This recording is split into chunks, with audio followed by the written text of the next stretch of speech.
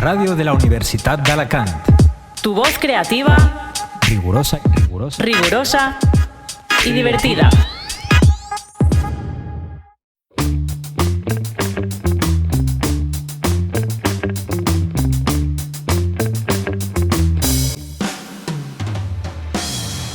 Bueno, muy buenas a todos, ¿qué tal? ¿Cómo estáis? Noveno programa ya de la segunda temporada.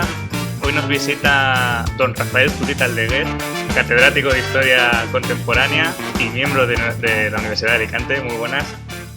Hola, buenos días, encantado de estar aquí con vosotros. Nada, hoy toca hablar del siglo XIX, siglo que nos mola mucho. O al menos me mola. Una mucho. Minoría, pero nos mola. Claro. Y nada, hoy toca hablar un poco de Napoleón. ¿Y por qué digo esto? Bueno, pues Rafa es catedrático de Historia Contemporánea, especializado en el siglo XIX, concretamente en el periodo de la Guerra de Independencia Española, si no me equivoco.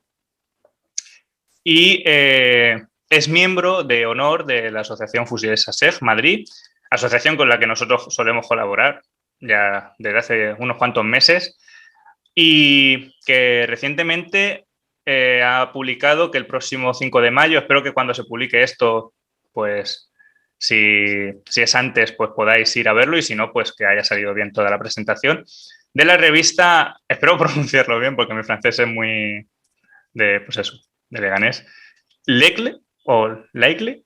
No sé si se pronuncia así. Puede ser. Yo hace tiempo que tampoco me manejo, pero bueno, bien. Que es una revista centrada en los estudios napoleónicos y que Rafa es miembro del comité científico, o sea que si nos podés hablar un poco de cómo ha sido la experiencia y demás. Bueno, en realidad yo creo que sería Jonathan el que puede hablar con más detalles de la revista, porque yo sé que contactó conmigo para ver si quería formar parte del comité científico. Me explicó que es una revista pues, en la que van a centrarse en la época de Napoleón Bonaparte, a tratar distintos temas, una revista de divulgación, ¿no? Aunque tenga contenidos variados y con un mínimo de seriedad y de rigor. Y bueno, me pareció que era una buena iniciativa y le dije que sí, que encantado. Así que bueno, ahora veremos el primer número, desde luego. Sí, además es una revista electrónica, o sea que se puede, desde la página web de la asociación y sus redes sociales estaban publicitando ahora que el próximo día 5 era la presentación, o sea que quien esté interesado puede contactar con ellos y para adelante. Claro. Y nada, también aquí ya sí que ya más tu terreno, preguntarte un poco, bueno, ellos van a hacer una serie de conferencias que ya llevan preparando desde hace tiempo y que ya hay algunas colgadas en su canal de YouTube, el año napoleónico. ¿Y qué significa el año napoleónico? Es el bicentenario de la muerte de Napoleón, en 1821. Y en este sentido, preguntarte un poco y que nos cuentes cómo fueron sus últimos días, aprovechando que tienes el libro de Europa en la época napoleónica, que para quien quiera puede conseguirlo, de la editorial Síntesis. Bueno, pues la verdad es que yo desde chaval me empecé supongo que a entusiasmar, porque era un chaval, ¿no? Con la figura de Napoleón, sobre todo por su genio militar, ¿no? Y bueno, pues comencé con una biografía estupenda, ¿no? De Emil Ludwig sobre Napoleón, muy bien narrada y que se la recomiendo a todo el mundo. Si no ha leído todavía una biografía de Napoleón, pues es una para empezar, ¿no? Con un relato para conocer sus principales, su curso principal, ¿no? de su vida, ¿no? Y sus andanzas por Europa, ¿no? Y bueno, desde entonces he sido aficionado a la historia de la época de Napoleón, a la vida, a la cuestión militar, ¿no? que me ha gustado. Pero luego ya cuando empecé mi recorrido profesional en la universidad, la verdad es que no me puse a investigar en temas de época de Napoleón ni guerra de independencia, ¿no? Estuve tratando, y así ha sido durante 20 años, el 19, pero más hacia adelante, ¿no? Pues el bienio progresista, la época de la Restauración, temas relacionados con la historia política, el clientelismo político, ¿no? Las elecciones, etcétera, ¿no? Y hace ya 5 o 6 años, cuando ya agoté, digamos, una etapa vital, ¿no? De investigación en esta línea, pues es cuando me dirigí a lo que había sido entonces una afición, ahora en un sentido ya profesional, ¿no? Pues a hacer una investigación sobre todo desde el enfoque de la historia social de la guerra, ¿no? Que es lo que más me parece relevante, no tanto el relato estrictamente militar de los acontecimientos o de los personajes, ¿no? Sino conocer en primera persona cómo vivían los soldados, los civiles, los militares y los civiles la guerra, ¿no? En todos sus aspectos, ¿no? Bueno, y refiriéndome al libro de Napoleón que citas, la editorial Síntesis, que sabéis que tiene un largo recorrido en publicaciones de ámbito universitario, ¿no? Para estudiantes, pero también para público en general, pues me pidió que hiciera un libro sobre la época de Napoleón. La verdad es que ha sido un ejercicio y un trabajo de síntesis, precisamente parafraseando a la editorial, para sacar lo fundamental de una ingente, como podéis suponer, bibliografía, historiografía que hay sobre la época de Napoleón, ¿no? Y bueno, y en este libro, que se tratan distintos aspectos de la Europa napoleónica, bueno, pues dedico un primer apartado precisamente a lo que he titulado una breve historia de Napoleón Bonaparte para señalar su biografía. Y viendo la pregunta que me has hecho, ¿no? Los últimos días de Napoleón, bueno, pues Napoleón, como sabéis, una vez que es derrotado de forma definitiva en Waterloo, los integrantes de la coalición deciden enviarlo muy lejos, porque inicialmente cuando lo mandan al primer exilio lo recluyen en la isla de Elba, pero como se sabe, pues consiguió escapar y por idea de los británicos, en un islote perdido en el Océano Atlántico, que es Santa Elena, allí deciden recluirlo bajo una férrea vigilancia militar, ¿no? Y allí vivió pues desde finales de 1815 hasta el 5 de mayo, ¿no? Los últimos días, bueno, pues Napoleón estaba enfermo, parece ser que murió por cáncer o por problemas en su aparato digestivo, aunque hay una corriente muy potente, no tanto de historiografía, pero sí de aficionados y de seguidores de Napoleón que insisten en que fue envenenado y que murió envenenado por los británicos, ¿no? Desde luego uno de los libros primeros que me leí cuando era chaval era precisamente sobre una teoría de dos médicos suecos, ¿no? Historiadores aficionados a la historia, que a través de una serie de indicios y de los cabellos de Napoleón sostenían con firmeza que había sido efectivamente envenenado con arsénico, ¿no? Y hay libros, incluso ha habido congresos dedicados a la muerte de Napoleón. Y bueno, pues esto es lo que puedo decirte sobre los últimos días, volviendo a la pregunta. Hay una mística, ¿no? Una narración de estas de conspiración. Sí, y de hecho cuando lo desentierran en 1840 para llevarlo a Francia, ¿no? Que es cuando los aliados o los antiguos aliados, ¿no? Las potencias europeas consideran que ya no va a ser peligroso devolver a Napoleón a Francia, porque inmediatamente después de muerto pues se empieza a construir con potencia por parte de sus seguidores el mito napoleónico, ¿no? Y como veis, hasta 20 años después no aceptan los antiguos aliados que pueda volver a Francia. Alguno planteó que se podría abrir el ataúd para comprobar si estaba descompuesto y por lo tanto solo el esqueleto, o si por la cantidad de arsénico que había ingerido en función de este envenenamiento, pues el cuerpo se encontraba medianamente momificado, ¿no? Que es la teoría que sostienen los partidarios del envenenamiento. ¿Se llegó a levantar el ataúd o no? No, pero bueno, la idea sigue siendo esa, ¿no? Que comprobarlo, ¿no? Pero, en fin, no hay suficiente opinión pública a favor. Hoy día, teniendo en cuenta cómo está enterrado para comprobar a ver qué ocurre, ¿no? Lo que sí se conservan son mechones del cabello que le cortaron, ¿no? Cuando murió, las personas que lo acompañaban, ¿no? Ese es un poco el elemento más litúrgico, ¿no? En torno a la muerte y al mito de Napoleón. Pues muy interesante, no lo sabía, desde luego. A mí me sonaba la teoría esta del arsénico, sí, pero en plan de documentales que luego echaban documentales sobre aliens, o sea, no sabía hasta qué punto era fiable o no esa teoría.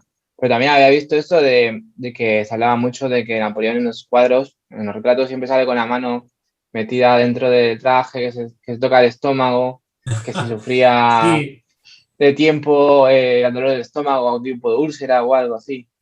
pero bueno, eso de la mano, como sabéis, en el pecho, en realidad era una pose muy habitual en los retratos de la época, ¿no? Una forma elegante, se entendía, según los usos y costumbres, de posar pues ante el pintor, incluso cuando en los años, cuando se inventa la fotografía, si os fijáis en fotos de la guerra de Crimea, de oficiales, o también de la guerra civil norteamericana, los militares, algunos militares posan también con la mano así, ¿no? Era una costumbre. O sea, Riego, creo que Riego aparece con la mano. sí, sí, sí, sí, sí. ¿Qué duda tenías, Álvaro? Sí, yo tenía una pregunta, pero quitando fuera de la incógnita sobre su muerte, era que si Napoleón, aun cuando es desterrado a Santa Elena ya por última vez, seguía siendo popular entre el ejército francés. Sí, claro. Eso es una pregunta interesante. Pues sí, la verdad es que Napoleón fue el primero que en vida se preocupó por ir construyendo su propio mito, ¿no? Desde las campañas de Italia, ¿no?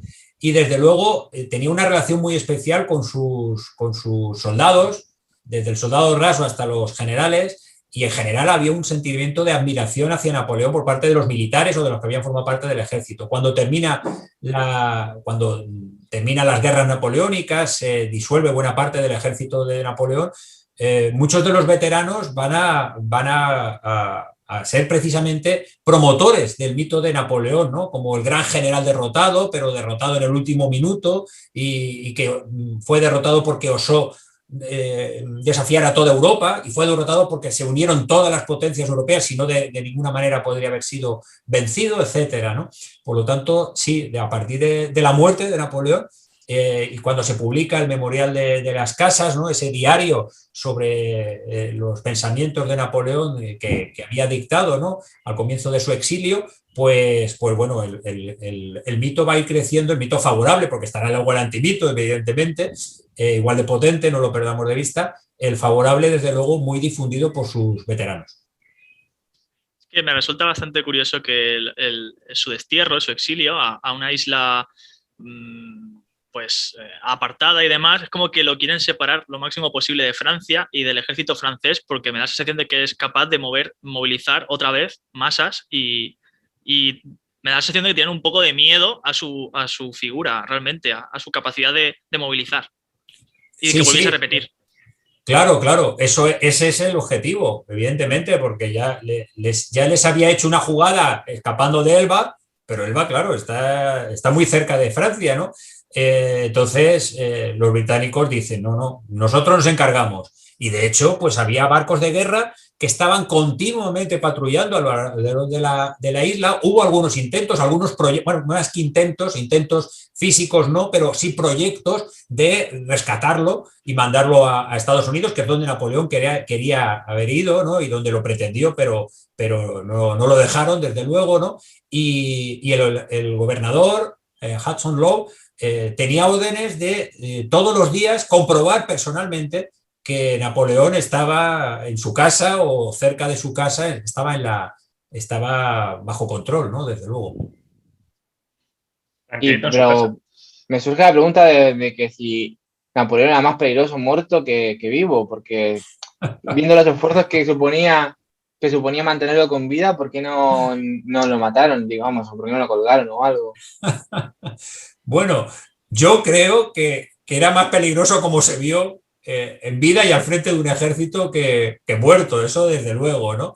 Pero bueno, los que defienden la teoría del envenenamiento consideran que, bueno, por supuesto, Gran Bretaña, que había sido su principal enemigo, y esto es cierto, también las potencias absolutistas, ¿no? de la época, pues querían que Napoleón no tuviera ninguna influencia, ¿no? sobre el ejército francés, o que volviera a tenerla, ¿no? Pero bueno, lo que está claro es que una vez que estuvo en el exilio, en la isla de Santa Elena, pues no había ningún peligro para sus detractores, ¿no? Mientras que estuviera allí confinado, ¿no? Sí. Bueno, seguimos por el proyecto Pazgue. ¿Le quieres preguntar, Facu, mejor? Sí, bueno, hilando con esto, ¿no? Pues nosotros seguimos también a la cuenta de Twitter del proyecto de Paisajes de Guerra y, bueno, y la página web que es el proyecto que estás llevando a cabo, ¿no? Junto también con el de Guerra e Historia Pública. Si nos puedes contar más o menos de qué trata el proyecto y cuál es la idea.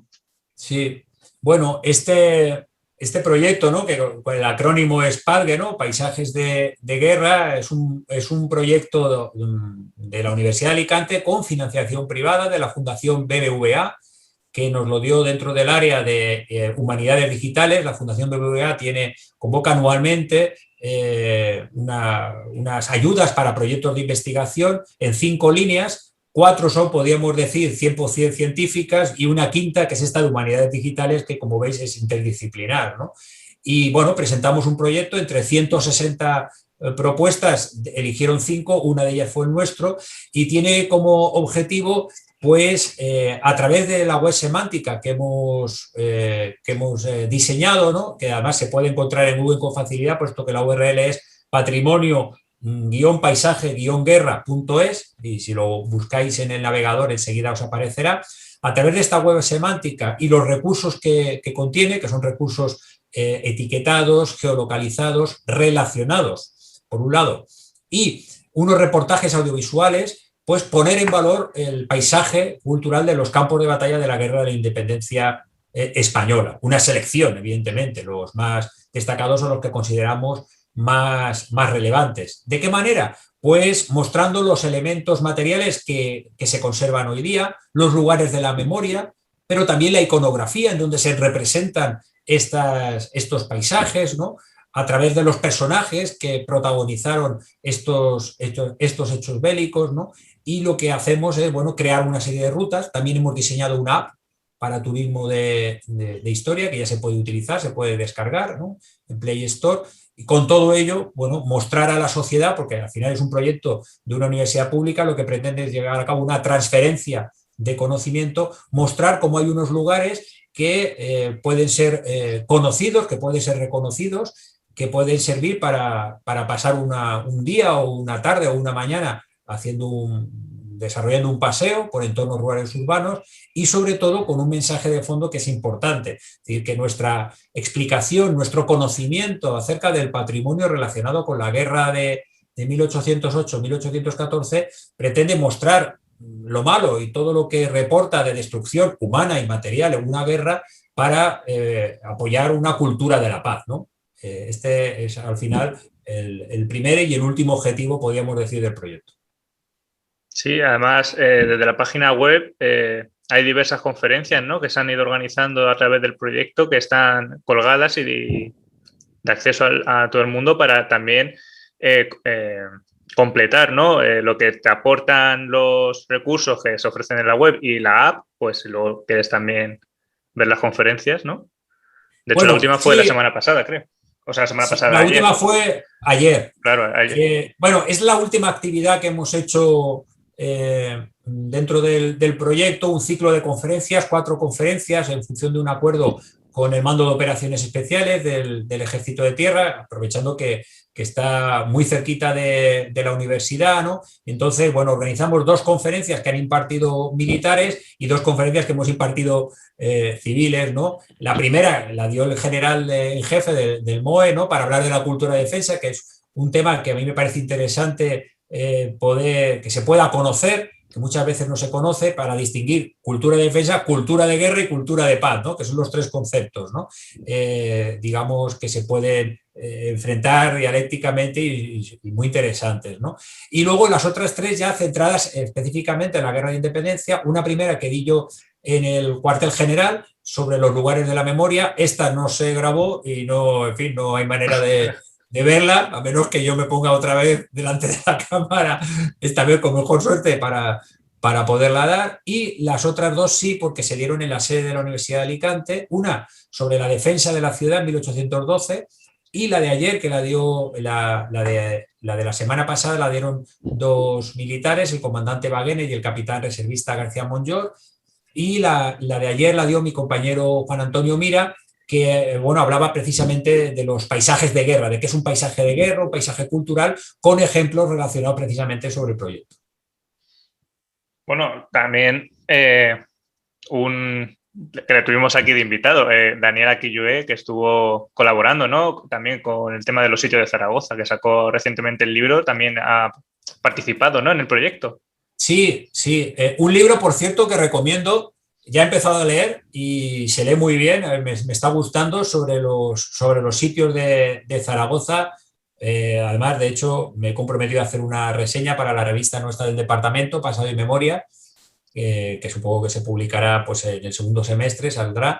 Y sí, Daniel, que es doctor en historia y que, ya os digo, ha escrito un libro que está muy bien, pues colaboró con nosotros cuando fuimos a grabar hace 2 semanas a Zaragoza. Porque, bueno, Zaragoza, la Zaragoza de los sitios, pues por suerte se conservan muchos lugares de memoria, hay espacios patrimoniales, aunque se sufrió lógicamente mucha destrucción material, pero todavía se conservan algunos lugares y estuvimos 2 días enteros grabando locuciones y recursos en muy distintos sitios de la ciudad. Y sí, Daniel colaboró con nosotros con varias locuciones. Bueno, pues muy interesante, ya sabéis. Si queréis visitarlo, patrimonio-paisaje-guerra.es. Correcto. Ya para terminar, vamos a hablar un poco del 2 de mayo. De lo que nos gusta, del nacionalismo. La pregunta que queríamos hacerte es ¿cómo crees? Bueno, nosotros creemos que sí, pero ¿cómo crees que ha permeado el 2 de mayo, el mito del 2 de mayo, en el discurso nacionalista posterior que se ha ido construyendo paralelamente a la construcción de la nación española? Bueno, pues esa es una buena pregunta que da para un libro que ya está escrito, por cierto, y para una conferencia, ¿no? Hace ya años, yo creo que es de 2004, pero no me hagáis mucho caso, un historiador francés, Claude Demange, publicó un libro precisamente sobre la historia del 2 de mayo, ¿no? Y demostró cómo ya desde la guerra, desde el año siguiente, en 1809, ya se empieza a difundir esta jornada como una fecha de referencia, en ese momento de la guerra, lógicamente, de resistencia, el primer ejemplo de resistencia del pueblo español frente a los franceses, ¿no? A partir de ese momento, bueno, pues a lo largo del 19, sobre todo cuando los liberales llegan al poder en la década de los 30, de forma ya ininterrumpida, ¿no? Evidentemente está el trienio liberal antes, ¿no? Pues va a ser un hito, ¿no? Un hito de manifestación de esa identidad nacional vinculada con el liberalismo, cuando sabemos, ojo, esto es importante, que cuando una parte pequeña del pueblo madrileño, porque en Madrid vivían 100.000 personas, y según el estudio que hizo muy detallado Charles Esdale en un libro básico, ¿no? La maldita guerra de España, un libro sobre la guerra de independencia, pues fueron cerca de 5.000 o 6.000 personas las que salieron a la calle a enfrentarse con las armas con los españoles. El resto de la población permaneció en sus casas, ¿no? Desde luego, ¿no? El ejército estaba desarmado, además los efectivos militares eran muy reducidos y por lo tanto, bueno, pues este hito que fue por la defensa del monarca absoluto, no lo perdamos de vista, los liberales lo convirtieron en un elemento directamente relacionado con la defensa del liberalismo, ¿no? En ese sentido fue un mito y una construcción, ¿no? Claro. O sea, básicamente es como las típicas protestas, disturbios que son los 4 que rompen escaparates aquí, ¿no? Cuando hay alguna manifestación en Madrid o en Barcelona. Los que queman los contenedores y demás. Bueno, es un símil, una broma. Bueno, dime, David. No, preguntarle sobre qué posible repercusión puede tener la celebración del 2 de mayo con el último día previo a la jornada de reflexión en las elecciones. Porque claro, cuando se publique esto seguramente ya han pasado las elecciones. Pero claro, como en nuestro presente todavía no ha pasado, ¿qué crees que puede pasar, ¿no? El día 2. Hombre, yo espero que no pase nada. Hombre, ya claro, a ver, no queremos que pase nada. Pero el hecho del uso. ¿no? Porque el 2 de mayo fue un levantamiento violento, desde luego, protagonizado por unos pocos militares, Daoíz Velarde, desde luego, ¿no? Y sobre todo pues, por sectores populares, ¿no? de la población. Por cierto, como os decía, el mito de Daoíz y Velarde, precisamente en la conferencia sobre la guerra de independencia en Alicante, la defensa, llega a todos los sitios. Aquí se crean unos baluartes delante del castillo de Santa Bárbara y de nombre les ponen a un baluarte Daoíz y a otro Velarde. Bueno, y el tercero se llama Madrid, ¿no? O sea que fijaros. Bueno, este próximo 2 de mayo, pues yo creo que nada, en realidad el 2 de mayo sabéis que es fiesta de la Comunidad de Madrid, precisamente por el protagonismo de los madrileños en esa jornada, desde luego, histórica. Efectos sobre las elecciones no lo sé, ¿no? Más allá del que puedan utilizar esta fecha histórica, pues algunos candidatos para intentar hacer propaganda política. Yo, la verdad, no estoy siguiendo con mucho detalle la campaña, entonces desconozco si ha habido alguna manifestación en este sentido. Bueno, hubo una, ¿no?, de candidato de Ciudadanos, ¿no?, apelando al sentimiento de los madrileños, ¿no?, ese espíritu del 2 de mayo, para que fuesen a votar a las urnas. Esperemos que no tengan el mismo final, ¿no? Pero sí, ya se está empezando. Y es de rebeldía de los madrileños frente a la abstención, ¿no?, y a la pasividad política, a mí me parece bien, ¿no? Yo creo claro. Yo siempre he sido, desde joven y hasta ahora, que ya no soy joven, defensor de que hay que votar, ¿no? De que hay que votar y que hay que participar con el voto, no quedarte en casa y no votar. Esto es fundamental. Ahora, si lo dice en ese sentido, me parece bien, ¿no? Si lo dice en el sentido de que hay que votarles a ellos, supongo que sí, ¿no? Y que no hay que quedarse en casa y votarles a ellos, pues a lo mejor sí que puede ocurrir como en el 2 de mayo, ¿no? Que la mayoría de la gente no vaya a votar o no les vote, pero eso es otra historia, ¿no? Ya veremos al final qué pasa, ¿no? Ya veremos si el naranja se convierte en el morado UPyD o no. Bueno, más allá de la broma. Pues nada, si queréis una última cosilla, porque ya tenemos casi el programa terminado. Si queréis preguntarle una última cosa, si no ya voy despidiendo. Yo la verdad que a mí me ha parecido bastante interesante el proyecto y de hecho las conferencias, estaba al tanto de las conferencias con el mando de operaciones especiales y me hubiese gustado asistir, pero bueno, por tiempo y demás no he podido. Sí que me gustaría verlas en diferido, pero sí que pinta un tema bastante interesante todo. Bueno, y yo quería comentar, porque lo ha señalado Facundo al principio, cuando ha preguntado por Padgue, que en efecto Paisajes de Guerra es el segundo proyecto que dirijo de historia pública, ¿no? La historia pública es divulgación de la historia, es colaboración, tener en cuenta la colaboración no solamente entre personal académico, entre profesorado de universidad, sino también personas que no son profesores o que no tienen vínculo con la universidad, pero que conocen con detalle determinados aspectos de la historia local, y que Guerra Historia Pública fue el primer proyecto centrado en la guerra en la Comunidad Valenciana, con una web que ya tiene muchas visitas, en 2 años y medio de vida tiene más de, pues ahora no me acuerdo, pero no quiero exagerar, pero más de 20.000 visitas, ¿no? Y muchos recursos, varios de vosotros, bueno, 2 de vosotros, Facundo y Adrián ha colaborado bastante hace años y Facundo está en ello, ¿verdad? Pues habéis participado creando recursos, no cuento ninguna mentira. No. Y bueno, la verdad es que es una web a la que animo también a que la visiten quienes estén interesados, porque también tenemos una app para rutas de historia y bueno, y está abierta a la colaboración de cualquier persona interesada por la historia de la guerra en la comunidad. Pues mejor, para terminar, yo creo que mejor imposible, broche de oro. Nada, ha sido un placer tenerte aquí en este ratito. Así pues nada. Gracias a vosotros y nada, seguimos con la historia del 19, la minoría que lo defiende, seguimos luchando por ella pacíficamente. Por claro. Bueno, pues muchas gracias y nos vemos en el próximo programa, que supongo que ya será el último. Así que nada, ya se va terminando la temporada. Saludos y nos vemos. Adiós. Hasta luego. Adiós.